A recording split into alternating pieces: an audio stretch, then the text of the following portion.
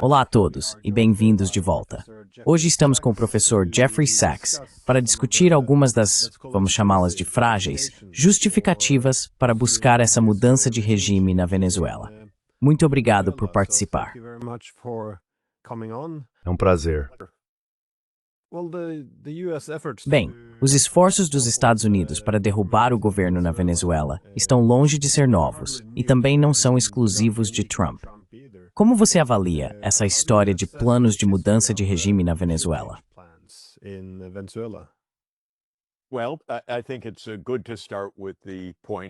Bem, acho que é bom começar com o ponto de que a mudança de regime é uma ferramenta central, por assim dizer, da política externa dos Estados Unidos. A ideia é que quando os Estados Unidos não gostam de um governo no poder, agem para mudar esse governo, para derrubá-lo em um golpe, em uma guerra, por meio de turbulência ou pela fuga de um líder. Essa é a política externa padrão do Zeppelin. Isso aconteceu dezenas e dezenas de vezes. Eu sempre recomendo o excelente estudo de Lindsay O'Rourke, um livro chamado Covert Regime Change, publicado em 2018, no qual ela documenta 70 operações de mudança de regime realizadas pelos Estados Unidos entre 1947 e 1989, o período da Guerra Fria. 64 dessas são as chamadas operações encobertas, o que significa que a participação dos Estados Unidos é óbvia para os observadores, mas oficialmente negada.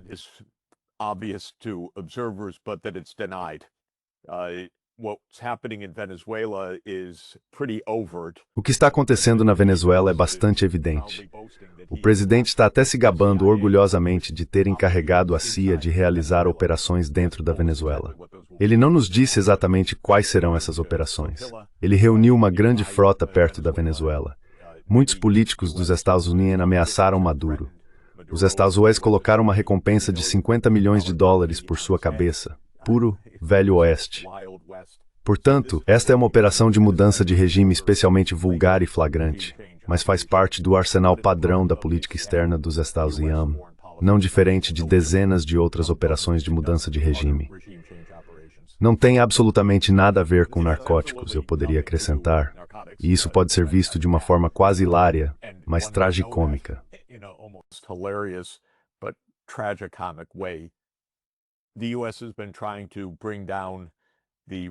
Os Estados Unidos vêm tentando derrubar o regime na Venezuela há pelo menos 23 anos, voltando a uma tentativa de golpe em 2002, na qual a CIA esteve no mínimo implicada, seja de forma causal ou apenas por ter conhecimento prévio, e assim por diante. Há, é claro, as habituais negativas e alegações de desconhecimento. Mas, de qualquer forma, houve uma tentativa de golpe contra o antecessor do presidente Nicolás Maduro, Hugo Chávez, em 2002, da qual os Estados Unidos, sem dúvida, sabiam tudo antes que ocorresse. Apoiaram rapidamente o governo pós-golpe e depois que Chávez retomou o poder, disseram: nós não tivemos nada a ver com isso. Desde então, várias explicações e justificativas foram apresentadas. A explicação relacionada ao narcotráfico é a mais recente, e eu diria a mais frágil de todas. Não acho que alguém a leve a sério.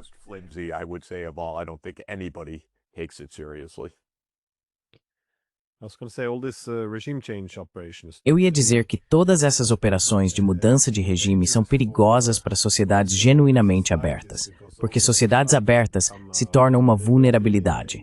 As ONGs agora são vistas como possíveis armas. As trocas entre pessoas que deveriam construir confiança passam a ser vistas como algo que está sendo usado como arma. E, novamente, tudo se torna um desafio de segurança agora.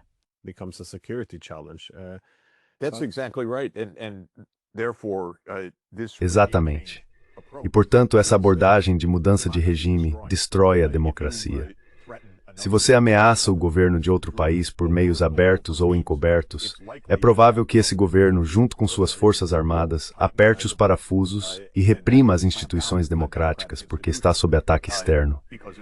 E como você mencionou, e acho que é um ponto muito importante, os Estados Unidos usam várias ferramentas para promover mudanças de regime. Às vezes é o exército, muitas vezes é a CIA.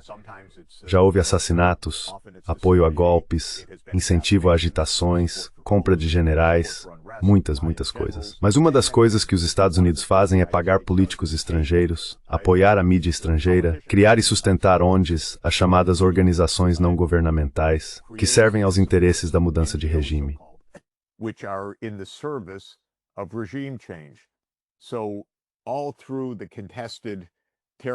Então, por todos os territórios contestados da Europa Oriental, do Cáucaso e da antiga União Soviética, vê-se os Estados Unidos jogando, apoiando ativamente algum tipo de subversão ou controle de narrativa por meio de mídias financiadas pelos próprios Estados Unidos. Aí o governo normalmente diz: você tem que se registrar como agente estrangeiro ou vamos encerrar suas atividades. E então Bruxelas começa a protestar dizendo: viu como eles são antidemocráticos. Sabe, eu não sei se essas pessoas são tolas. Acho que são basicamente malévolas, não tolas. É um jogo, tentar comprar sua entrada, subornar sua entrada, ou derrubar o caminho até o poder em outro país. E quando esse outro país impõe restrições ou expulsa a ONG que você vinha apoiando, ela é rotulada como agente estrangeiro.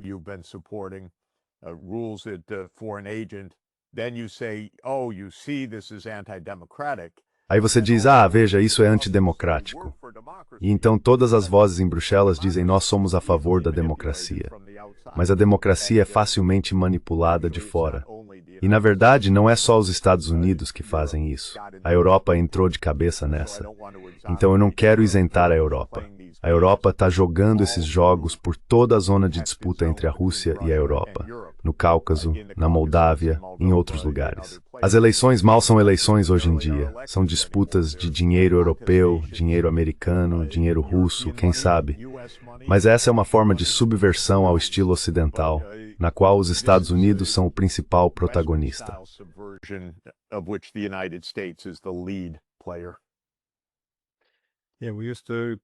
Sim, há cerca de 15 anos, costumávamos criticar o conceito russo de democracia soberana. Eles diziam: primeiro precisamos ter soberania, eliminar a influência estrangeira, e então poderemos ter democracia. E isso era visto como um ataque à própria democracia.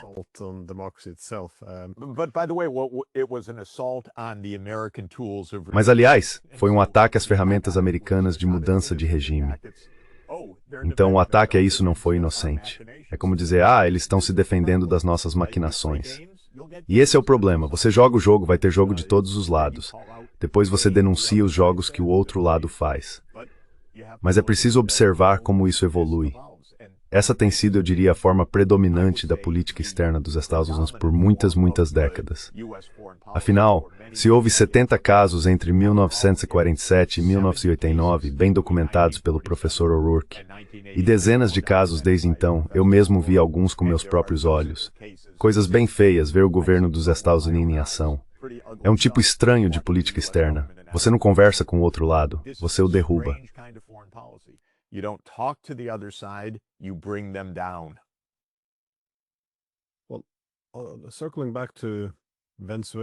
Bem, voltando à Venezuela, achei interessante a justificativa de que você está falando, o narcoterrorismo.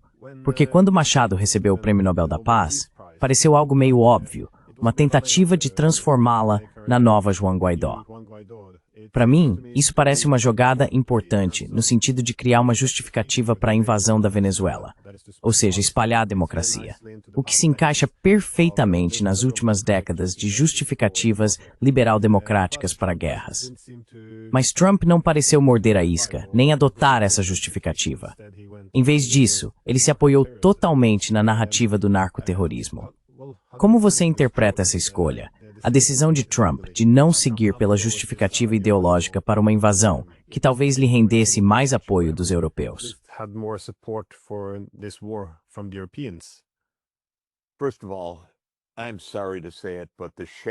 Antes de tudo, lamento dizer, mas a vergonha que o Comitê Norueguês do Prêmio Nobel da Paz trouxe ao próprio prêmio é inacreditável. E se Deus nos livre, houver agora uma intervenção militar, a destruição que o Comitê Norueguês do Nobel causou é simplesmente incompreensível. O que eles estão fazendo? Isso é tão vulgar. Ter um ganhador do Prêmio da Paz pedindo uma intervenção militar contra o direito internacional, contra a Carta da ONU e de uma forma tão absolutamente vulgar, é algo sobre o qual espero que as pessoas na Noruega reflitam. Honestamente, todos nós estamos consternados com isso. Não é a primeira vez que o Prêmio da Paz é concedido de maneira absolutamente abusiva. Então não quero fingir surpresa de que há jogo acontecendo, para usar a referência de Casablanca. Mas a verdade é que este foi um dos prêmios mais escandalosos dos tempos modernos. Awards in modern times. Shocking and clearly timed to promote a regime Chocante e claramente cronometrado para promover uma operação de mudança de regime. Tão terrível. Ok, vamos torcer para que isso realmente não aconteça. Em termos de explicações, acho que uma coisa deve ser afirmada de forma um pouco metodológica. Política externa, na minha visão e experiência, é uma coalizão de interesses. Então, raramente há uma única motivação e raramente há uma única narrativa. Quais são as motivações no caso da Venezuela? Já que o governo dos Estados Unidos está envolvido nisso há mais de 20 anos e de forma bastante ativa. Isso envolveu pelo menos George W. Bush, Obama, que impôs sanções durante seu mandato, Trump e agora Biden. Então isso é Biden and Trump too. So this is all the presidents. todos os presidentes. Esta é uma política externa do Estado profundo, não algo que Trump simplesmente inventou por conta própria. É uma operação da CIA, que é parte central desse Estado profundo, e remonta a mais de 20 anos. Então, por que a Venezuela? Há muitos motivos. Um deles é que se trata de um regime de esquerda. Os Estados Unidos têm se oposto a regimes de esquerda no hemisfério ocidental há um século. Basicamente, desde que Theodore Roosevelt declarou o direito dos Estados Unidos de, bem, eu ia usar uma vulgaridade, mas não vou, intervir e derrubar governos à vontade. Esse é o chamado corolário de Theodore Roosevelt, a doutrina Monroe. Desde então, os Estados Unidos têm ativamente derrubado até governos reformistas, não apenas os radicais. Even reformist governments, not wild, crazy governments.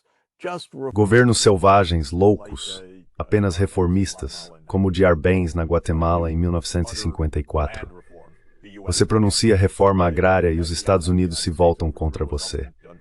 Na Guiana, os Estados Unidos derrubaram um governo, infelizmente, durante o primeiro ano de mandato do presidente Kennedy, em 1961, uma ação pela qual Arthur Schlesinger Jr. mais tarde pediu desculpas 30 anos depois. Governos de esquerda, especialmente a partir de Fidel Castro, têm sido alvos de derrubada. E Hugo Chávez era um esquerdista e um nacionalista, e na verdade eu diria um pan-latino-americanista, o que é ainda melhor do que dizer nacionalista. Mas ele resistiu à hegemonia americana no hemisfério ocidental e por isso foi um alvo, e foi alvo do golpe.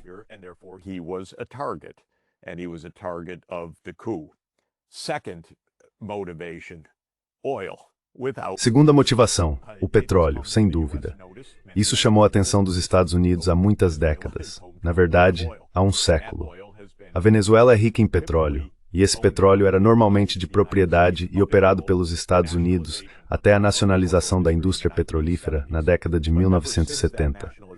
Mas desde essa nacionalização, sob uma empresa estatal chamada PDVSA, os Estados Unidos têm buscado ser parceiros ou desenvolver novos campos de petróleo. Um enorme campo petrolífero que, segundo a maioria das estimativas, dá à Venezuela o título de possuir as maiores reservas comprovadas do mundo, até maiores que as da Arábia Saudita, é a chamada faixa do Orinoco, de petróleo pesado. E desde a década de 1990, os Estados Unidos têm desejado uma grande fatia disso.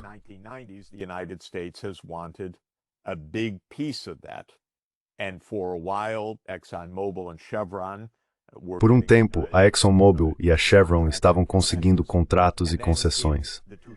Depois, nos anos 2000, sob o governo Chávez, ele afirmou que os interesses venezuelanos precisavam deter pelo menos a maioria em qualquer uma dessas concessões. A ExxonMobil protestou e foi nacionalizada. Se existe alguma causa de guerra nos Estados Unidos, é mexer com a indústria petrolífera americana. E foi exatamente isso que Chávez enfrentou. Desde então, os Estados Unidos basicamente tentaram colocar a Venezuela em mãos mais favoráveis.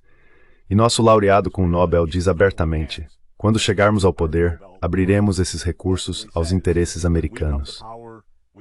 Não dá para inventar uma coisa dessas, exceto que é exatamente o tipo de linguagem que Zelensky também usou para manter os Estados Unidos e Trump interessados na Ucrânia. and Trump interested in Ukraine as well. Leaders who give up their national assets to the United States. Líderes que entregam seus ativos nacionais aos Estados Unidos, seja qual for o seu jogo político. Portanto, o petróleo é um segundo motivo muito importante e continua sendo até hoje. Foi um dos principais alvos de ataque de Trump em seu primeiro mandato, quando Trump basicamente colocou a PDVSA de joelhos ao restringir todas as suas finanças, ao confiscar seus ativos nos Estados Unidos e ao atribuí-los a um chamado presidente interino, Juan Guaidó, que os Estados Unidos, a partir do Salão Oval, designaram como o verdadeiro presidente da Venezuela. Assim, o petróleo é uma grande parte desse interesse. A outra parte dessa história, que é o fato de que a Guiana, ali ao lado, se tornou uma verdadeira fonte de riqueza para a ExxonMobil. Has become a real gusher for ExxonMobil, and ExxonMobil's making a lot of money, and Venezuela. E a ExxonMobil está ganhando muito dinheiro, enquanto a Venezuela faz uma reivindicação sobre um território que disputa com a Guiana. Mais um motivo, então, para derrubar o governo venezuelano, para não atrapalhar essa operação lucrativa da ExxonMobil. Há uma terceira motivação, que é a política interna dos Estados Unidos. Marco Rubio é o símbolo disso. Quando era senador pela Flórida, ele defendeu a causa de derrubar governos de esquerda nas Américas, na Venezuela, em Cuba, na Nicarágua. Isso agrada muito à comunidade de expatriados no sul da Flórida. Ganha votos. Assim, Rubio estava apelando por uma política muito local. Por que isso afetaria a política nacional? Por dois motivos. Primeiro, a Flórida é um importante estado pêndulo com muitos votos no colégio eleitoral.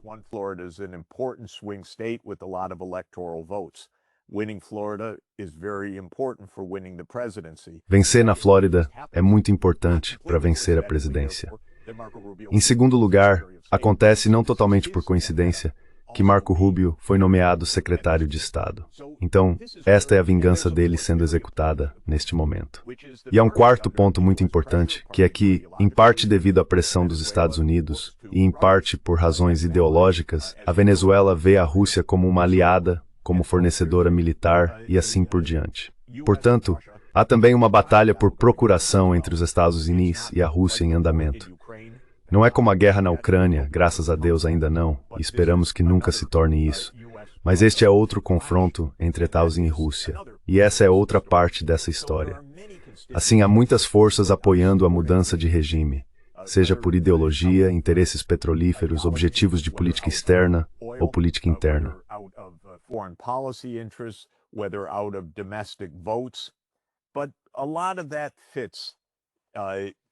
Muito disso se encaixa na agenda de Trump.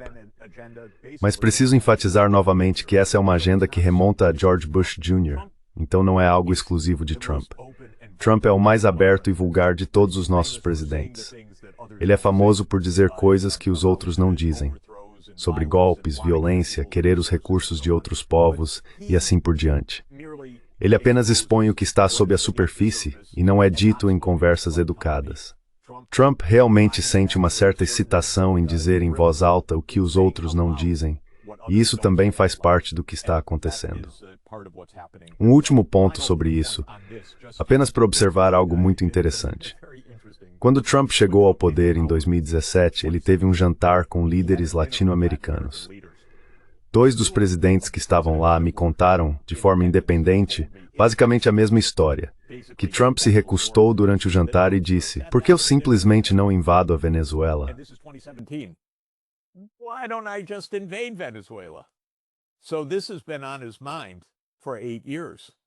Então isso tem estado na cabeça dele por 8 anos. Ouvi um relato detalhado sobre isso de um dos presidentes, e depois recentemente de outro que estava no jantar.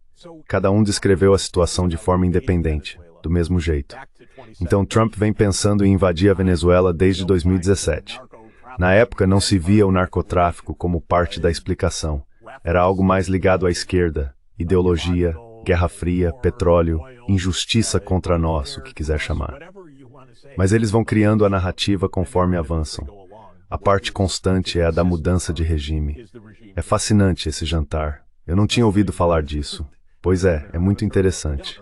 E recentemente me contaram a mesma história, quase por coincidência. Não tirei isso de ninguém, mas ouvi a mesma coisa, e de dois lados diferentes. the same thing, and you hear it from two sides. And this was Trump openly. E foi Trump refletindo abertamente. E esses líderes tiveram que dizer a ele: a propósito, senhor presidente, talvez não seja uma boa ideia. Existem outras maneiras de fazer as coisas. E foi isso que eles fizeram. É muito interessante acompanhar isso. Já sob Obama, muito surpreendente, outro ganhador do Prêmio Nobel da Paz, ele declarou que a Venezuela constituía uma emergência nacional para a segurança nacional dos Estados Unidos, porque estava invocando a Lei de Poderes Econômicos de Emergência Internacional, a IEEPA, e começou a impor sanções. Depois Trump assumiu e ampliou isso, criando um regime abrangente de sanções que pegou uma produção de petróleo em declínio e a destruiu, porque a PDVSA não conseguia obter peças. Because PDVSA could not get parts, it couldn't finance any operations, it couldn't sell. Ela não podia financiar nenhuma operação, não podia vender para os Estados Unidos, que era seu principal mercado. Então Trump destruiu completamente, aniquilou as finanças da Venezuela. E a economia venezuelana caiu, em termos reais, e isso é difícil de estimar, devo dizer, porque os dados são muito incertos quando se fala desse tipo de cataclismo. Mas os dados oficiais mostram uma queda de aproximadamente 70% do PIB em relação ao pico, em tempos de paz. E não eles vêm tentando destruir a economia há anos. As ações internas do regime também causaram muitos danos.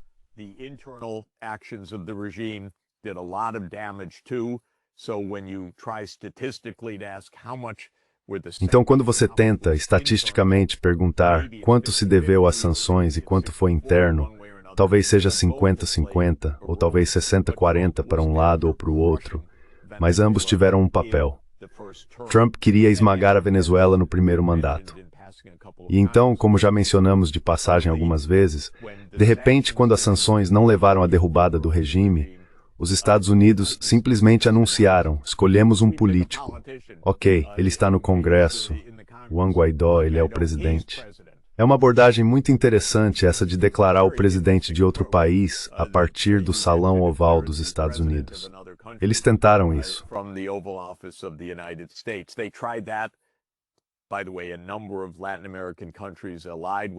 Aliás, vários países da América Latina, aliados aos Estados Unidos, reconheceram rapidamente Guaidó.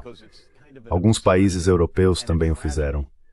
Tudo bastante vergonhoso, porque é uma espécie de absurdo e uma tragédia, em um mundo que luta para defender o direito internacional, ver o presidente do império, os Estados Unidos, declarando quem é o presidente de outro país. Eles tentaram esse golpe. Também não funcionou. E agora voltamos ao acúmulo de uma grande frota nos arredores de Caracas, ameaças de ação militar e o presidente rindo ao falar em encarregar a CIA de operações secretas dentro da Venezuela.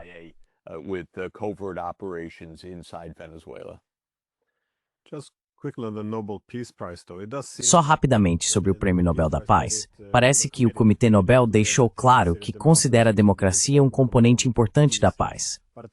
Mas, ao mesmo tempo, nos últimos 30 anos, em todo o Ocidente político, eles também defenderam a ideia de que a intervenção militar é um mecanismo de entrega da democracia.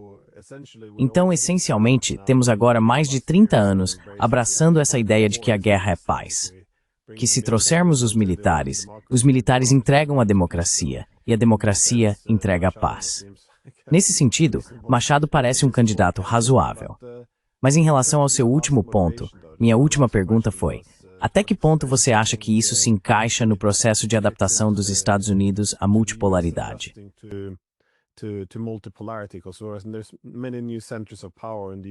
Existem muitos novos centros de poder, e os Estados Unidos precisam definir prioridades mais claras. Parece, é claro, que a Europa está sendo colocada em segundo plano. Trata-se mais de extrair recursos dos europeus e fazê-los assumir parte das responsabilidades. A China, naturalmente, precisa ser enfrentada com mais firmeza, já que é o principal rival. Mas, em relação ao que esperar no hemisfério ocidental, você mencionou que os Estados Unidos estão preocupados não apenas com o fato de os venezuelanos estarem trabalhando muito de perto com a China e a Rússia. Você espera que os Estados Unidos imponham mais disciplina no hemisfério ocidental para garantir que em um mundo multipolar, essas continuem sendo as áreas de influência exclusiva dos Estados Unidos? exclusive territories of the United States. So this is a absolutely core issue. Então essa é uma questão absolutamente central. Os Estados Unidos interferem na vizinhança próxima da Rússia. A guerra na Ucrânia é um resultado direto dessa interferência. Interferência da CIA, obviamente, mas mais do que isso, a tentativa direta de expandir bases militares dos Estados para dentro da Ucrânia sob a política da OTAN. Isso causou a guerra na Ucrânia. Os Estados Unidos também interferem no leste asiático e constroem seu poder militar ao redor da China. Há décadas, muitas e muitas décadas, eles invocam a chamada abordagem da primeira cadeia de ilhas, tentando limitar o acesso da China ao Oceano Azul, ao Pacífico, por meio de uma cadeia de domínio militar norte-americano ao longo do Japão, Taiwan, Filipinas e Guam. Taiwan, Philippines, Guam, and the United States. E os Estados Unidos, ao mesmo tempo, como hegemon do hemisfério ocidental, declararam desde 1823, a doutrina Monroe, que nenhuma outra potência deveria se aproximar da nossa vizinhança.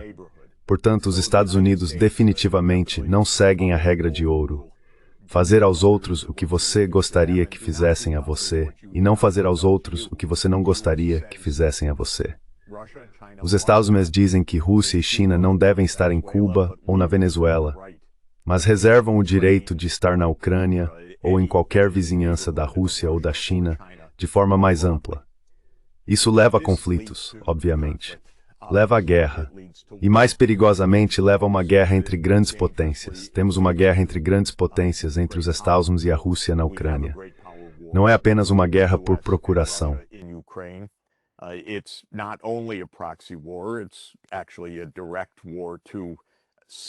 Na verdade, é uma guerra direta até certo ponto. Graças a Deus, ela não se transformou em uma guerra totalmente direta, o que devastaria a humanidade, mas é muito perigosa. O que fazer a respeito disso?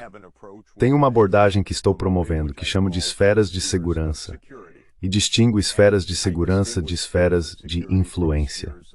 A antiga ideia, e é uma ideia amplamente discutida na política, na ciência política e nas relações internacionais, é que as grandes potências têm suas esferas de influência, que a Venezuela e Cuba fazem parte da esfera de influência dos Estados Unidos. Elas podem agir em relação a esses países como hegemonias, e outras grandes potências devem se manter afastadas. É assim que o mundo tem sido dividido.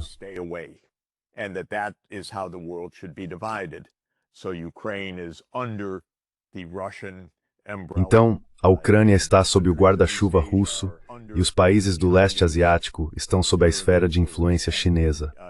Os países do hemisfério ocidental estão sob a esfera de influência americana, o que significa que eles podem interferir, e as outras grandes potências não deveriam fazê-lo. A ideia de esferas de influência remonta, na verdade, a uma famosa discussão entre Churchill e Stalin sobre como a Europa Oriental seria dividida após a Segunda Guerra Mundial. A noção era de que isso, pelo menos, mantinha as grandes potências afastadas umas das outras. Estou tentando apresentar uma ideia diferente.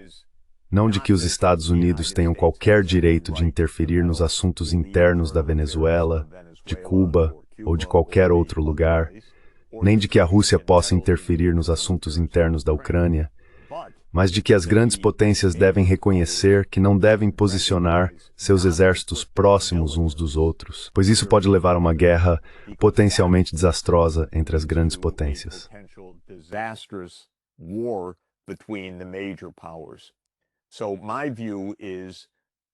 Então, na minha opinião, os Estados Unidos não deveriam tentar expandir a OTAN para a Ucrânia ou a Geórgia, porque isso é um casus belli, uma causa de guerra, a origem dos conflitos que estamos enfrentando.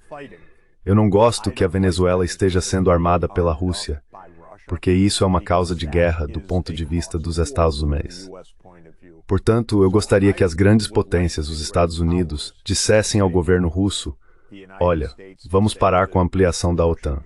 Essa foi uma ideia terrível.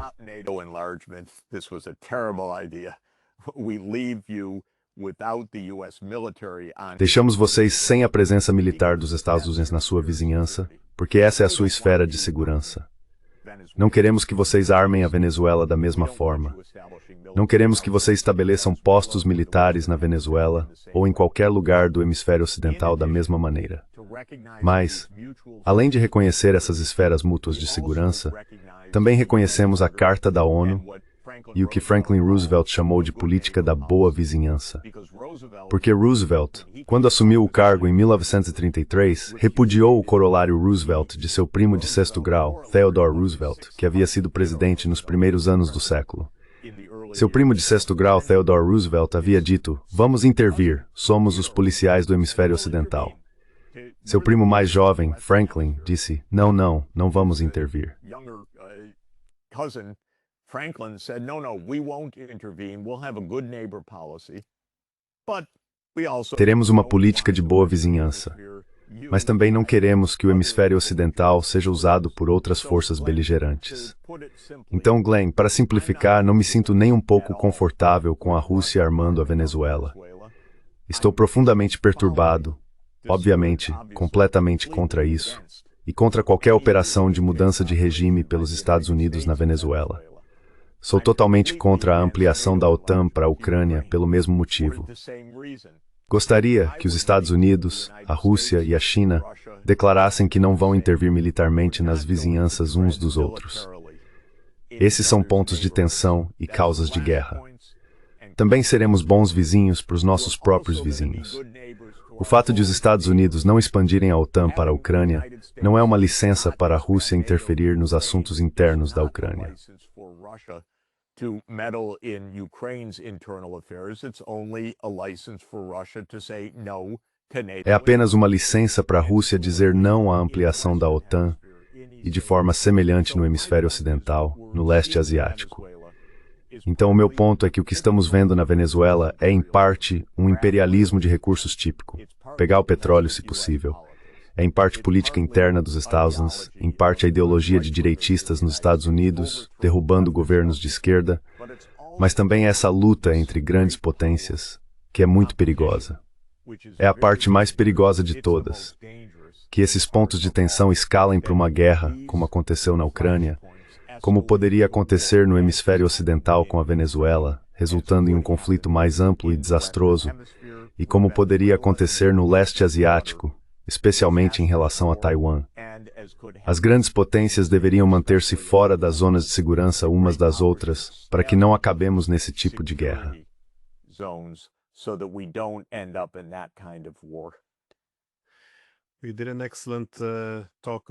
Fizemos uma excelente conversa em uma série sobre segurança, e vou deixar um link para isso na descrição, porque não posso recomendar o suficiente. Também destaquei na época que países como o México deveriam ter a liberdade de manter quaisquer relações políticas e econômicas que desejassem. Mas também precisamos ser muito honestos. Eles não têm a liberdade de estabelecer quaisquer relações militares que quiserem. Então, acho que voltar a esse tipo de bom senso é necessário. É isso. Muito obrigado por dedicar seu tempo. Sei que você está muito ocupado viajando por aí, então obrigado novamente. Até breve. Muito obrigado.